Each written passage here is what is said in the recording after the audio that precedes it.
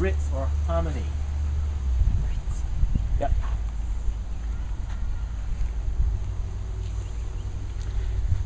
Because it's gone. Okay, yep, so you had enough of that? Yeah. But could you imagine kids your age, well actually, kid his age, he's out in the fields half a day.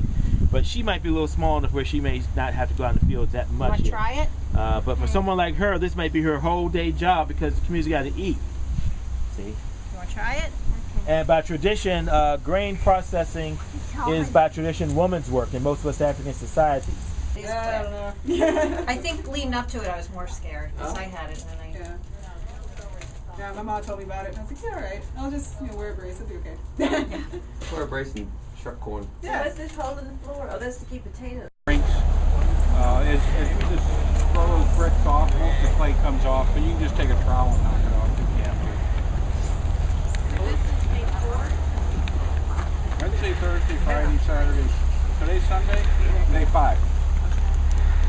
How long did it take you to make those plank? I have a question here first. Yes.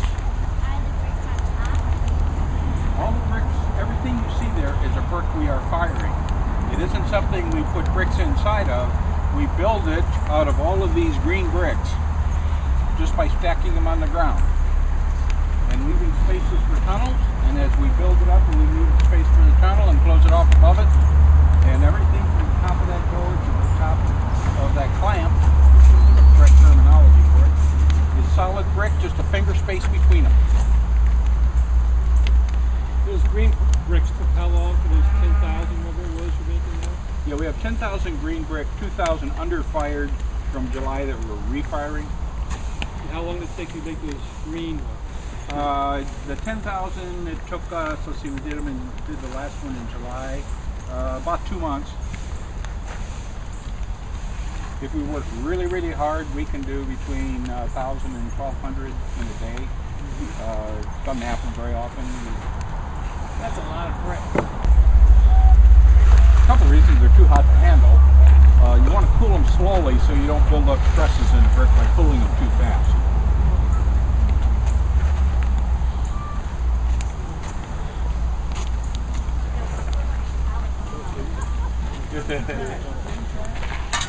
How do you regulate how slowly they cool? You really don't.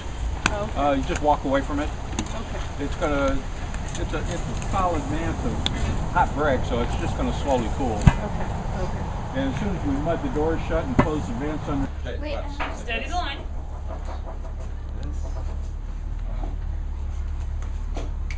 There you go. Now you're getting it. Any of the adults want to try? Make ourselves look funny.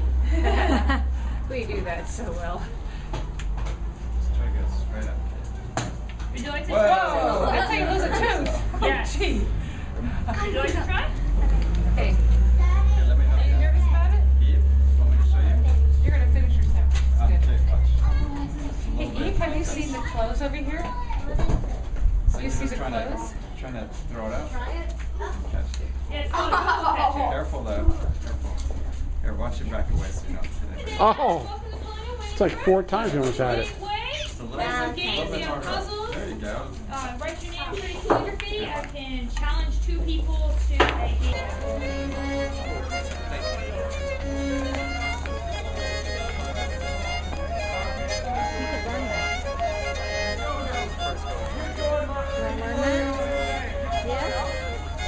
Wednesday night, 7 o'clock.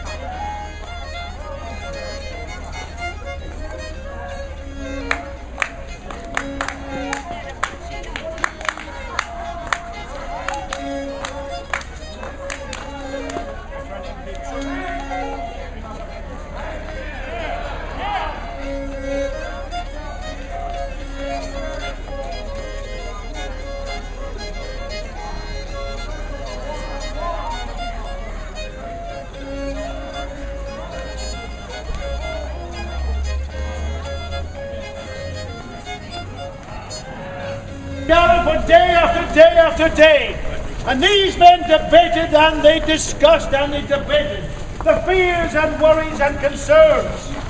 But when all was said and done, they said that Virginia would support independence and that news was carried back to Philadelphia to the Grand Congress. Well, I know you've heard many a rumor, and the rumors are true. But I'm here today to tell you that the writer has arrived. 13 colonies have agreed to a Declaration of Independence! Friends, from this time forth, we are no longer to be subjects of the king or parliament. No, we are not. But I would ask you now, let us have 3 loud cheers for independence and for freedom!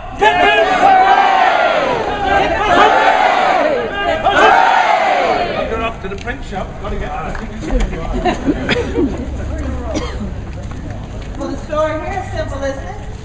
I mean, it was just 2 years ago when the people of this country was British subjects, wasn't it? That's right. They was British subjects. And then the gentlemen, well, when they set foot inside this Raleigh tavern here, see, I knew that things weren't going to be the same again no more. And then they want to make a change. They will make a change. You believe what I tell you. These men decided that they wanted to make a change for the better and that they wanted to take action, so they came here to the Raleigh tavern to decide on what action to take. Well, Johnny, see, he was there as soon as Mr. Speaker, Mr. Randolph, and so was all the other gentlemen. They was listening to Patrick Henry go on and on about the tyranny of the king and such. But then he said we need to throw off these chains of slavery. And all the other men nodded as if to say they agreed. And Johnny, he came home all excited with news that we were soon going to be getting our freedom.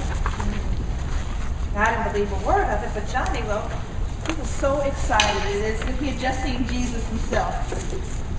He had a look in his eye that my mama talked about. She said, once a man has dreamed as far as he can dream, then he's got to do something to make that dream real. And Johnny had that look, and well, I didn't have to talk to tell them that they didn't mean us.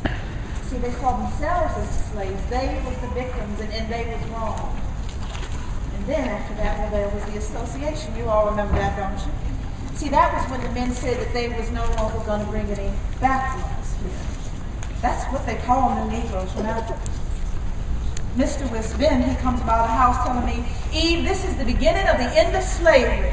The gentlemen are obliged to stop their trade in Negroes to ease their burden of keeping slaves. But if you think on it for a moment in truth, well, it has nothing to do with us. Not bringing the Negroes here from Africa, well, it has nothing to do with us that's already here. See, Sarah down the road, she has 6 children, so her master has 6 slaves. I beg your pardon.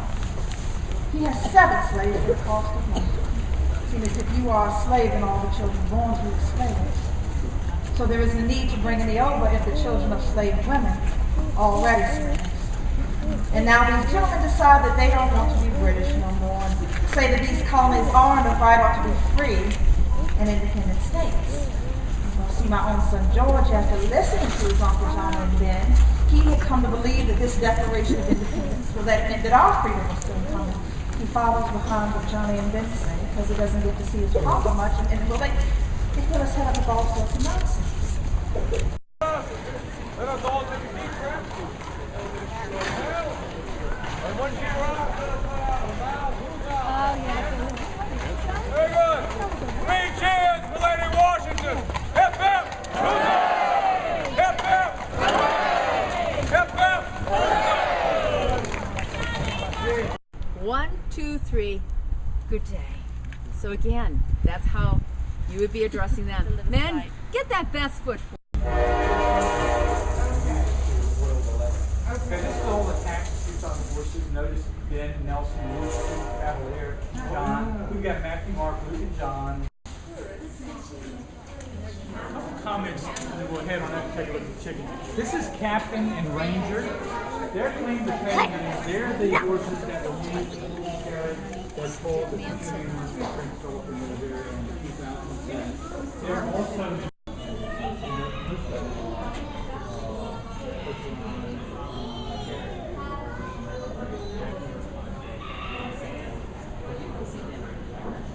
means small. So there's in this one, his unique quality is the fact there's no full-grown variety of him. He only occurs as a bantam, a small guy. Okay, he's very, very soft. And his mate, the hen, lays very, very small eggs. And I think there were more back in those days for decoration, fancy.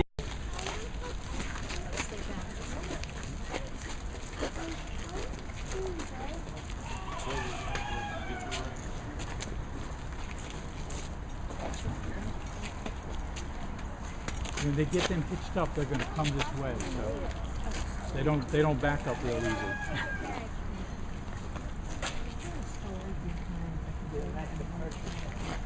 This is one of the shearings from one of the sheep, and if you feel it, can you feel it? Does it feel sticky? That's lanolin, okay? And notice that dirty part down there, and other parts are kind of dirty. The parts, the external parts of the wool, because of all the lanolin on it, the sheep lays on the ground, it gets dirt on it, we don't bathe the sheep, so they look kind of gray when you look at them in the field. If you strip all that away, get the wool that's closest to the body, it's pretty white. So when I said when we shear one of these sheep, we get about 15 pounds of wool. Most of the wool, because of its length, is great for Santa beards, so most of it is bought by craftspeople who make Christmas ornaments and things like that. From this wool, we produce skeins of wool. This one, back in those days, if it came blue like this, it probably would have been indigo berries to make the blue color. And from the wool, you can make material like this. This would be a heavy coat material. How heavy that is. As opposed, there's another piece somewhere that's much thinner. And what do you guys think these are? Little people. What do you think? For what? What do you think we do with those? What do you think? Exactly. Okay. All right. No, I'm missing one of my. Oh, there it is. Okay. What do you think this is? You think it's McDonald's plastic? What do you think? What do you think it is? Horn, exactly, made from this. Because when an animal died, back in those days, you tried to use as much of the animal as you possibly could. So if you took this horn and you put it in very hot boiling water, it would become very pliable, and you put it in a mold that looked like a spoon and cut away the excess, you'd wind up with a spoon. And once it hardened, then it would be good as a spoon. Okay. Hot water, you said? Very hot water. Boiling water, yes. Yeah. Because this one has calcified. So using this example, you put this in very hot water, it becomes soft, and then you could shape it, put it in the mold, and you could come up with a spoon. This is actually, it is now because it's calcified, but it would be whatever's in the animal's horn, and normally it would be, it wouldn't be hard like this. But when the animal dies, it calcifies, it dries out, it becomes bone. Yeah. Okay. All right. Test for the young folks again. Okay. You ready for a test? Yep. All right. Let's see what we got here. You can tell me what kind of animal pelt do you think that is? Sheep. Sheep. Very good. 1 for 1. How about that one? Deer. Cow.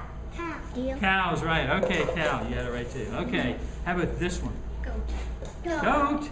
No. That's the different. No. You think? Bear. Bear. What'd you say? Bear. Bear. It is. It's bear. Bear. Okay. This is the hardest one of all. And it's not a little bear. Okay. What do you think? No. Somebody said I heard it. Beaver.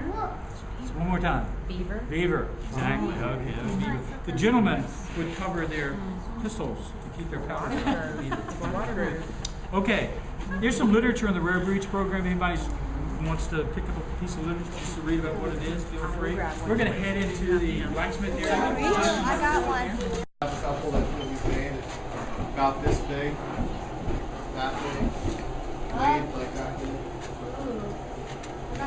Probably weigh like 6 or 7 pounds. Wow, that's not heavy at all. It's pretty heavy. 6 pounds? 6 or 7 pounds. This one here weighs almost 3 pounds, a little less than 3 pounds. Oh, that's not bad at all. Then you gotta attach a wooden pole to it. That hoe there, that big hoe, weighs about 5 pounds. Let's see if it's 5 pounds. Let's see how heavy it is. Yeah, I want to see the real picture. 5 pounds is a little heavy, I guess. Seen an original building built in 1715 that stores military equipment for the defense of Virginia. This is a government facility, so only government forces are allowed to use weapons and powder and supplies from the magazine. The magazine in the 18th century basically means warehouse, or sometimes translated as the storage of a common item. So this became known as a military powder magazine, store military equipment here. But the way the magazine is going to be built, stored supplies, downstairs on my left, a major big room on the other side of that wall, was where the gunpowder was stored. About 34 tons of gunpowder were once stored there in the 1750s. Also down there will be some small cannons. About 7 small cannons were found there at the time of the French and Indian War, as well as ammunition. Welcome to the magazine, folks. May I come upstairs, please? This room here is where the weapons were stored. This was the armory room. 2,500 weapons were once found in this room, passing out here in about 1 month's time. And up in the attic, you're going to find smaller supplies. Blankets, uniforms, drums, canteens. Those objects are found up in the attic. So the way they're going to supply items is heavier supplies are mainly stored downstairs, while lighter supplies as you went up the stairs. A spiral staircase did exist to get you access to the top floor, but also there's evidence of a trap door that existed in this room, getting weapons down to the bottom floor, so they got out much easier than carrying all downstairs. Weapons were going to be kept in musket crates, much like the ones you're sitting on today over there. But the government would also hire 2 men to keep the weapons. One was the armorer. The armorer was paid £20 a year to basically repair and perform any maintenance work on the weapons. The other man was called the keeper. The keeper was basically in charge of the inventory, or making sure, keeping an account of weapons and supplies and submitting that account to the governor whenever he would request it. That's where we get our numbers of 2,500 weapons and 34 tons of gunpowder in about the year 1756, stored in this magazine. But the way the magazines were working was for government troops only. In Virginia, the government in England obviously not having the money to supply everybody in Virginia a weapon. So Virginia had to defend itself much of the time because the British Army was over in England, stationed over there, and it would take a long time to get across the ocean. So what would happen was Virginia established the militia law.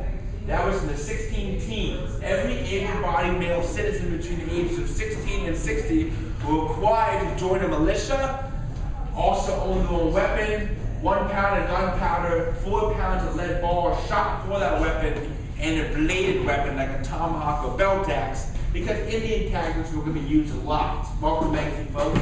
Behind me, these civilian weapons behind me are going to be the weapons you can buy here in the colonies. One would be the American long rifle, the most accurate weapon.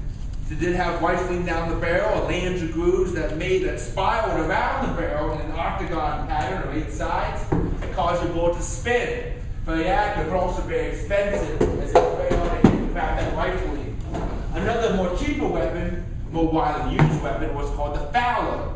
This is simply going to be a shotgun, which you would design, of course, shot with pellets down the barrel to shoot more than 1 bullet at a time, shot. But also, you could shoot 1 bullet from the barrel, but you need to take this to your gunsmith to measure out the barrel to provide you with a mold that mount your lead into your bullets for.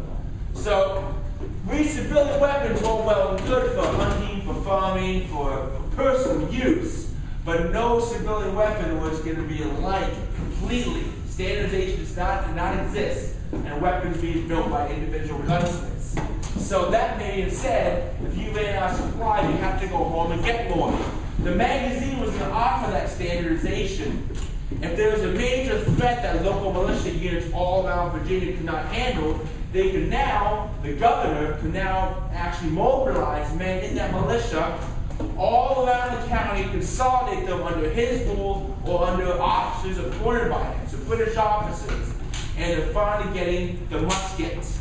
The same weapon the British soldier was getting, the land service musket, also referred to by this soldier as the brown vest, at about the time of the American Revolution. This musket was in use by the British Army from roughly the early 1730s until the 1850s. There are 3 distinct patterns, but it was the same musket. The caliber is always going to be 75, and every once in a while you're going to see a 76 caliber slip in there.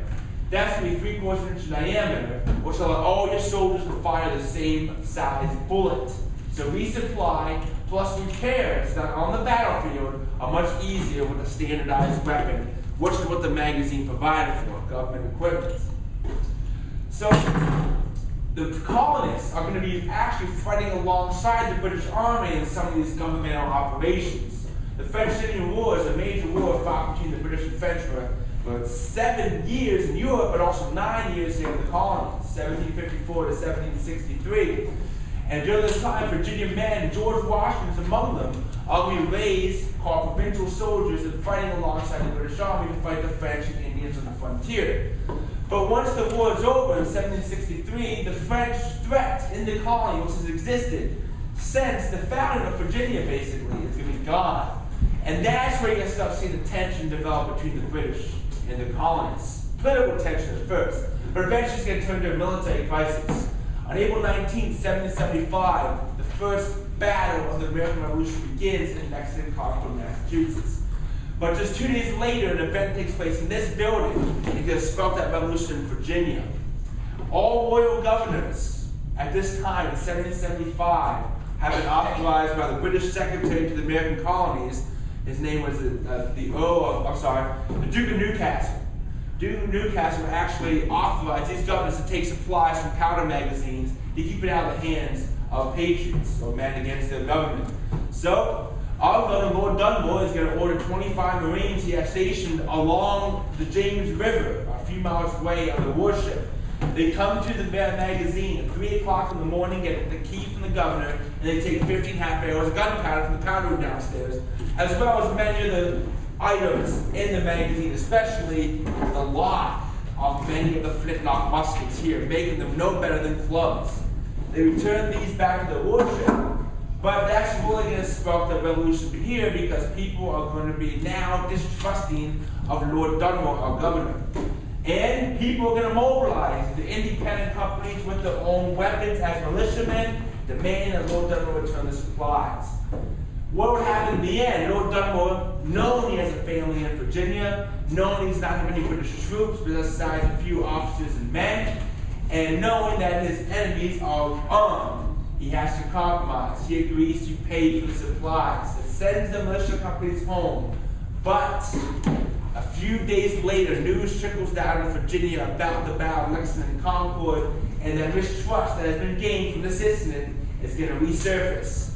And a few more events are going to take place, but eventually things are hostile, too hostile for Lord Dunmore to stay in Virginia, and he will flee in June, just 2 months after the initial event in this magazine. So once he flees, that's the end of British rule in Virginia. And then Virginia and the weapons in the magazine are now going to be used to defend this colony, as it has not been unified with the 13 colonies just yet. But in the fall of 1775, the Continental Army is formed, and Virginia immediately contributes 3 regiments. And it'll later contribute 12 additional regiments, 15 in all, in the first 3 years of the American Revolution. And the weapons from this magazine are outfitting those 15 Virginia regiments. Finally, though, in 1780, the capital moves to Richmond. Once the capital moves to Richmond, all the weapons are moved west to Richmond, and this becomes the banning building for a long time. Only a magazine for 65 years. 60 of those years is a British magazine. Only 5 years it'll be used for the state of Virginia to fight for our independence. It has never burned down, and it still is in original structure today, from 1715. The weapons you see on this wall here are all original weapons dated back to the 1700s. And over here you still see reproductions that we still find some of the weapons you see around me today.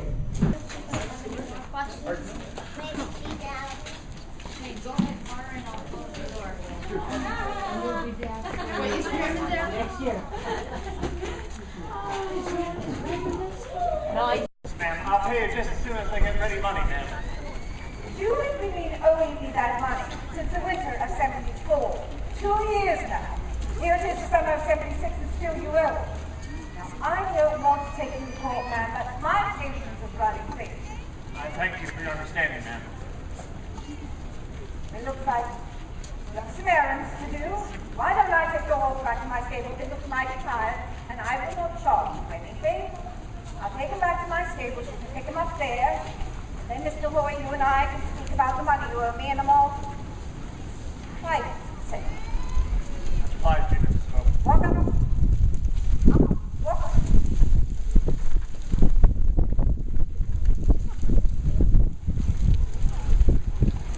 £5, Mrs. Hoy. £5 that we've been owing for 2 years now. It's not as if she is first in line. All I feel is old, tired, more broken down every day. You are not at all broke down, Mr. Boy. You are a fine and handsome man, Alexander. Imagine if that kind of talk out here in the public street. If I was such a fine man, I'd be joining in the fight like I've been telling you. Now, Mr. Boy, we've had this talk. If you were all fighting, how can we support our home? How can you be making money for your family? Alexander, you think your fight days won't pass? I don't know about that, Mrs. Boyd. I don't know. Alex, perhaps if we paid some of our earlier debts. What can I do, woman? You are a good man, Alexander. I'll go see Mrs. Slayton and pay me for this.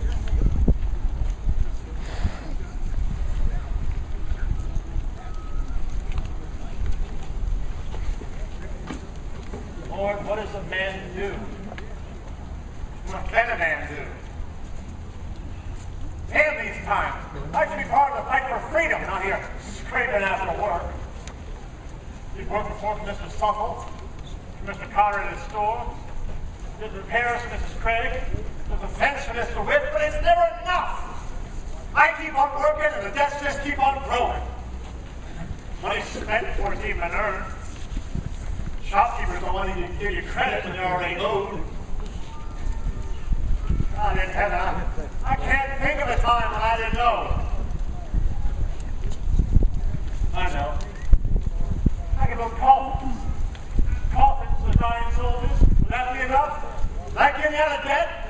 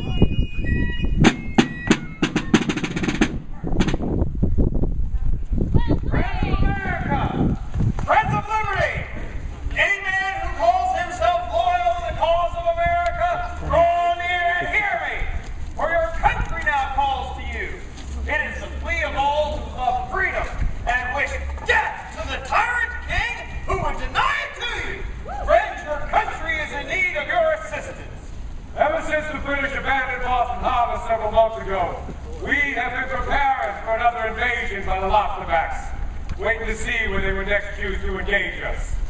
Now, friends, the place is known, and the battle now imminent. Admiral Lord Howe has taken anchor off the city of New York. And in an attempt to shake our resolve, he has brought with him some 30,000 troops. Aye, including not only redcoats, but the dreaded Hessians, bloodthirsty German mercenaries.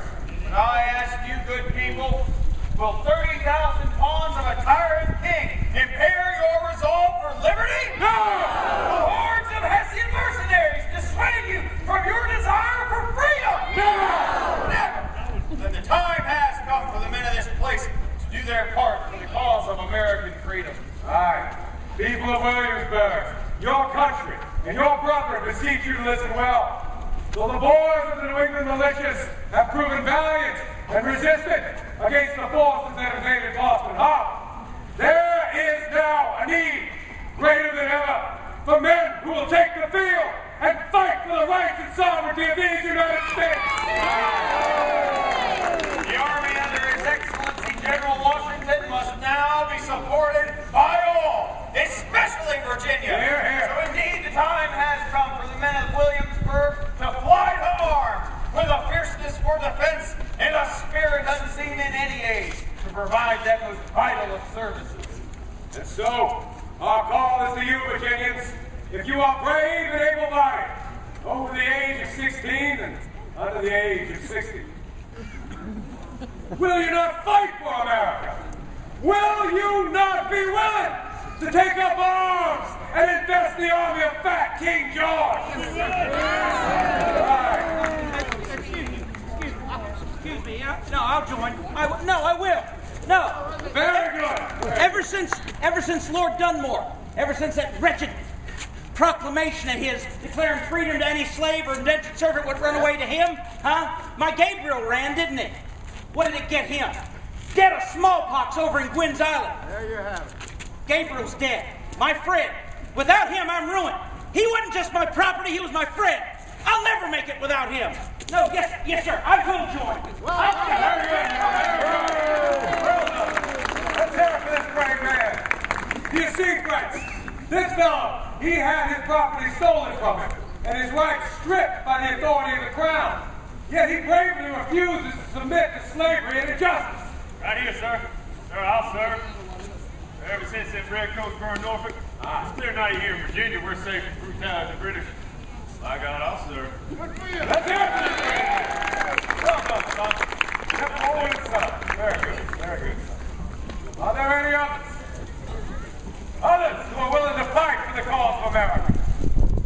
What about you, boy? Will you not enlist? Be in General Washington's army? Answer the call of your country? Let's say. Enlist. Yes, enlist. Mr. Hoy. You could enlist, miss. Be in the regular army, the Continental Army. Your husband would receive $10 and a bounty of land if he were to enlist. $10, you say, and land. I get land? You would. Mr. Hoy is a carpenter, sir, not soldier. He's a man. There's only a need of men. Freedom will be hard won. No, he is a father, sir. He cannot. He ain't no soldier. He cannot be soldiering none. Barbara, $10, boy. I had not earned $10. You could be paying on rent $10. Mr. Hoy, I'll not be giving you up to the army. It's all we have. We cannot provide on everything without you. What else can I do? Not this. Not leaving us alone in the country. And that's $10. It won't be making the rent for a year, Alex.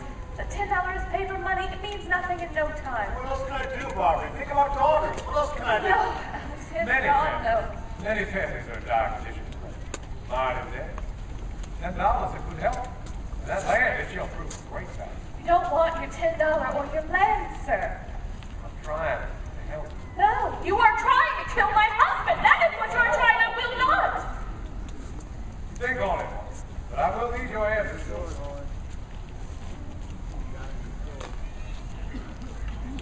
Barbie, I'm thinking maybe I have to. No. Barbie, I think I need to. Mr. Hoy. Barbie, a man has got to be able to provide something for his family. Some are saying the whole thing will be over in a year. We cannot get by, Alex. Not alone. Not out there. Yes, you can this way. With Mary and Lizzie. With our man Henry. Henry! You know that Henry's use is all but done. He is the oldest slave in the county. Alex, he needs and work. Alex, we need you. I need you. I have to, Mrs. Boyd. $10 is more than we've had in a long time. You can have it. Besides, let's just say the whole thing will be over by Christmas. What if you get killed? What then? You were better off. Alexander! Let me give you a pension and you may as well do that. Better off. You'd be better off. Matron, it's time list right now. Yes, right now. He's serving his country. He's like our liberty, our freedom. My wife get that money right away if I enlist. That's my word, it shall be so.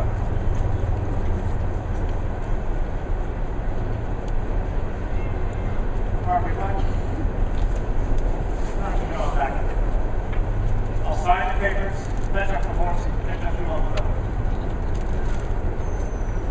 That's what we told now for the callers or get you going. We have to prepare for you before I go.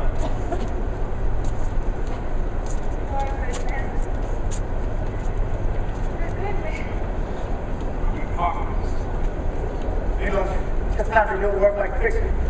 I guess that's country.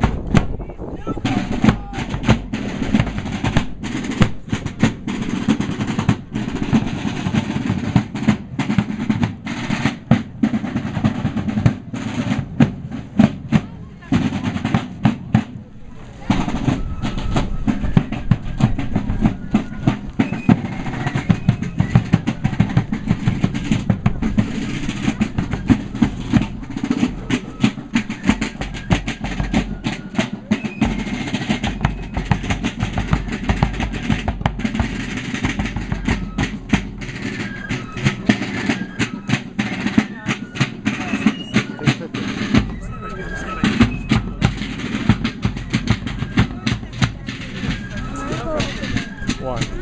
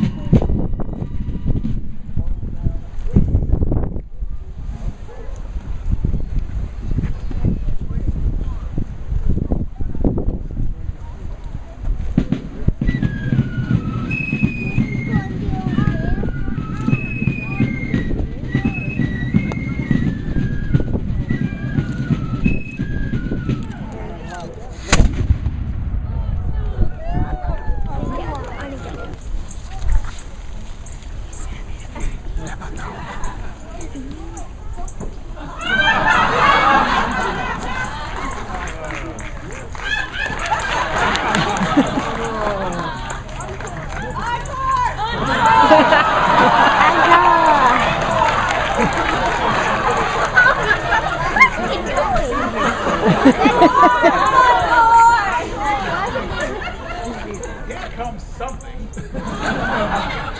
Tripping this way, which seems neither man nor woman, but yet an odd mixture of both.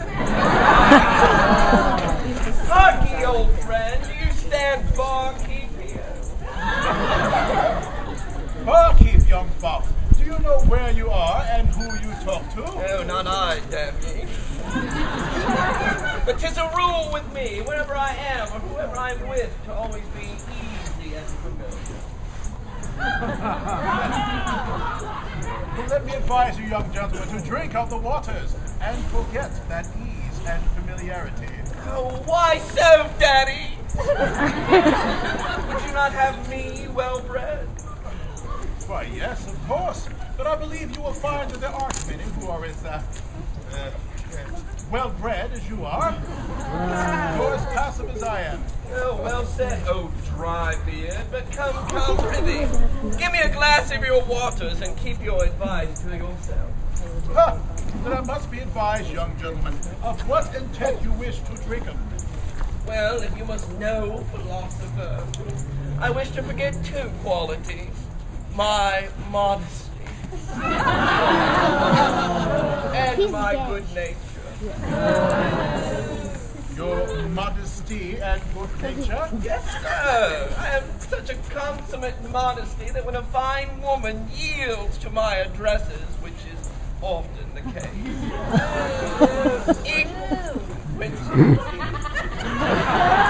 which is often the case, egad, I run away from her. And I am so very good-natured that when a man affronts me, egad, I run away too. Well, as to the forgetfulness of modesty, I believe you've come to the wrong waters. But as to the other quality, if you will take a large cup to the forgetfulness of your fears, I believe your good nature will trouble you no more. This is your advice, my dear, My advice would be to go a great deal farther. I would advise you to drink to the forgetfulness of everything you know.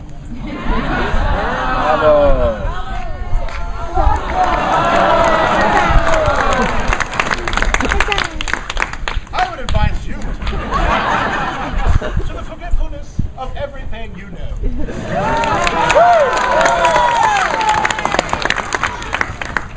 The devil you would!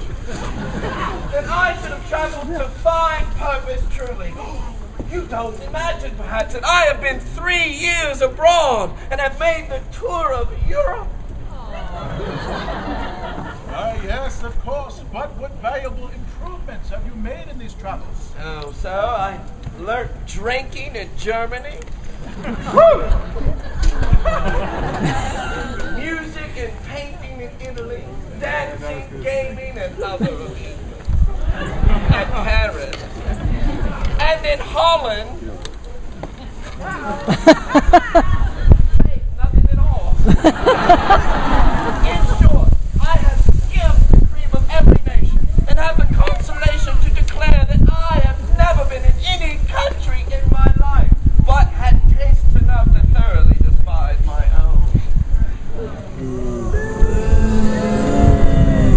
Your country is really obliged to you.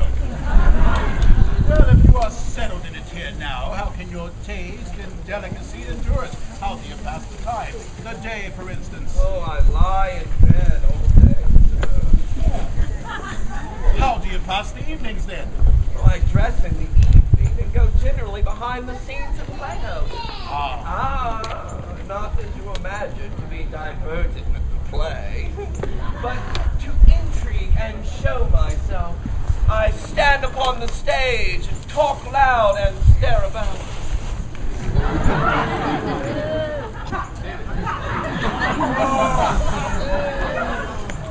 And stare about.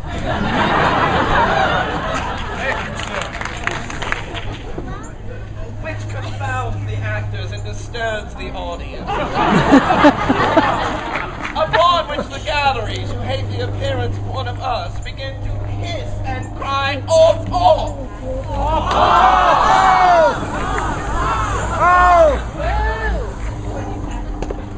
While undaunted, I stamp my foot so!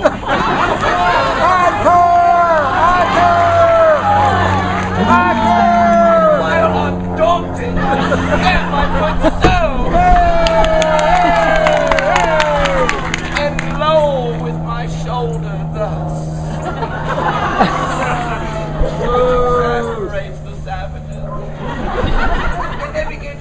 back with volleys of sucked oranges and half-eaten pippin.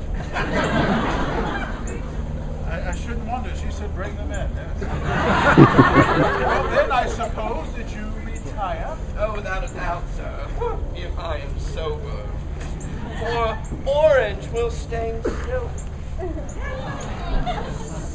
And an apple may disfigure a feature. Bravo! I am afraid, young sir, that for all of this, you are obliged to your own imagination for more than 3/4 of your importance. For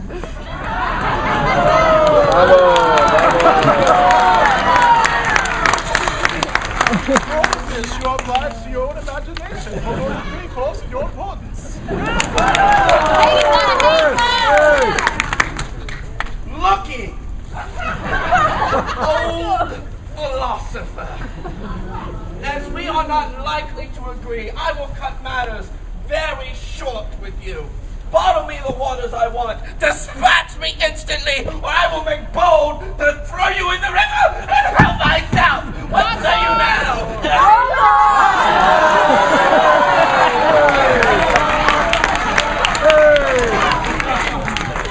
He does need to hear that again. Looky!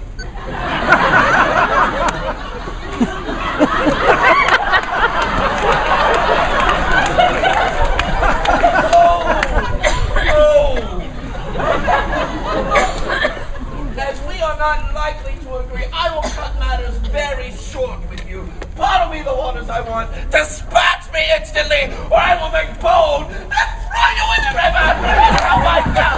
What say you now?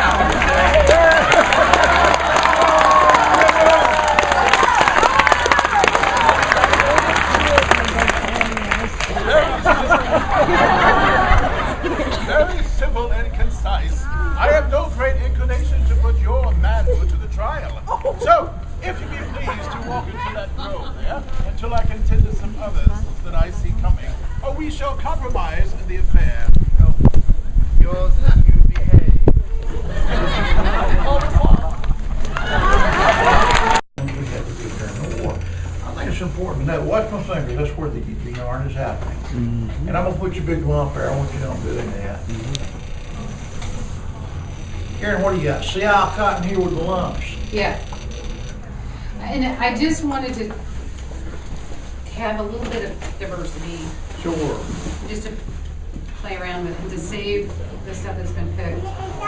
Cotton is a lot like dogs. There are a lot of different varieties. That sea owl cotton is a nubby cotton. It reminds me a good bit of Indian cotton in today's world. Got little lumps and nubbies in it. You cannot possibly carve them out. But cotton was part of the war effort, and when the war was over, we went back to trade with England again, and we went back to raising tobacco, so cotton goes away again.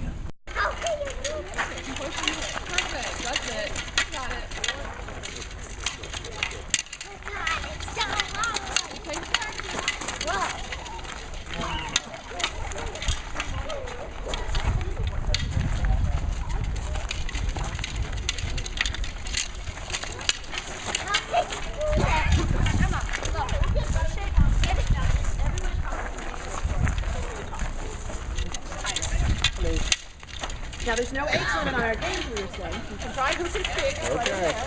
Yes, look at Miss Allen.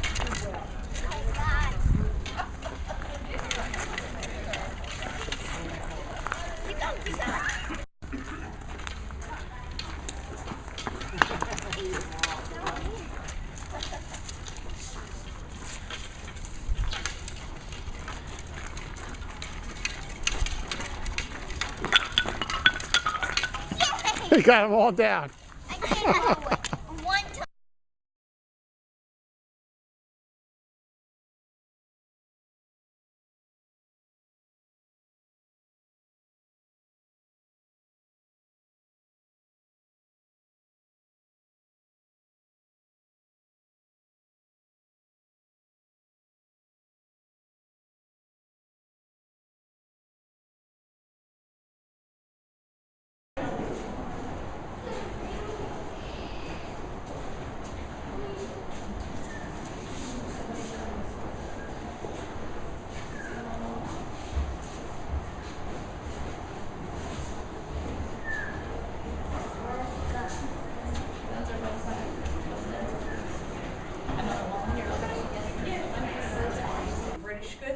Some of you may not even have any but homespun. I hear some of you may wear, well, I know you're anxious to see what Lord Dunmore's wife, the Countess, will wear. Now, I can't show you the gown she'll wear, but I will take you to her dressing room, a room I think you ladies, no doubt. Excuse me. Would you like that?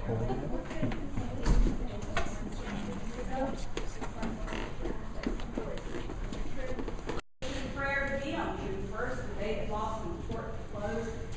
Martial law there, but our governor, though, Lord Dunmore, when he heard this, he outraged that they called for such a thing. See, he headed the church here in Virginia, the only one that could do so. Socially.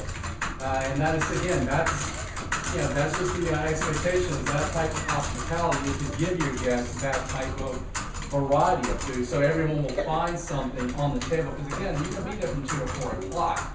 We had a governor, a lieutenant governor, get in trouble. When we took that molding off there and looked down from the top, that's also the same joint you find holding the top to the side of this desk and the side to the bottom. But here, where the parts are splayed like that, would be for a cradle. And one of the fellows in the shop had a cradle to make, and he wanted to practice first. Did that. And this, so kids, where would we use this joint on a piece of furniture?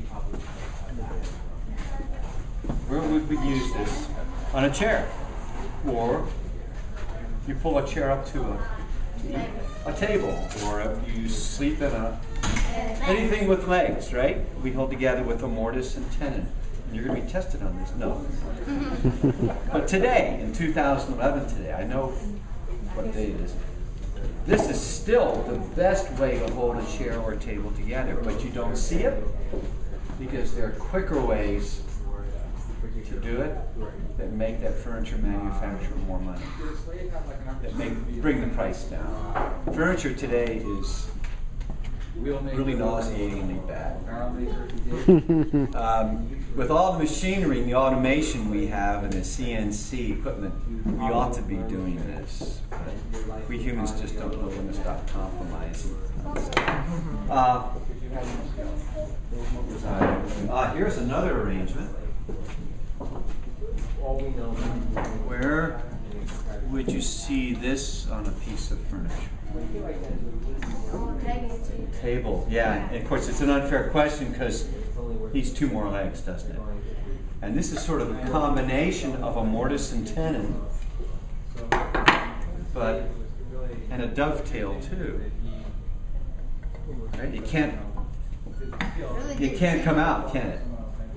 Yeah, because it's narrower here than it is here. Now, one thing it can do, once this table is together and that's glued in place, if you use that table for a sitting stool or a ladder, if you stand on it, the post can split. But the foot won't come out of the pedestal. Today, though, manufacturers don't do this. Manufacturers hold the foot to the pedestal with dowels. A couple little round rods, and dowels are guaranteed failure. Not a good way to put a chair, but that's usually what you find.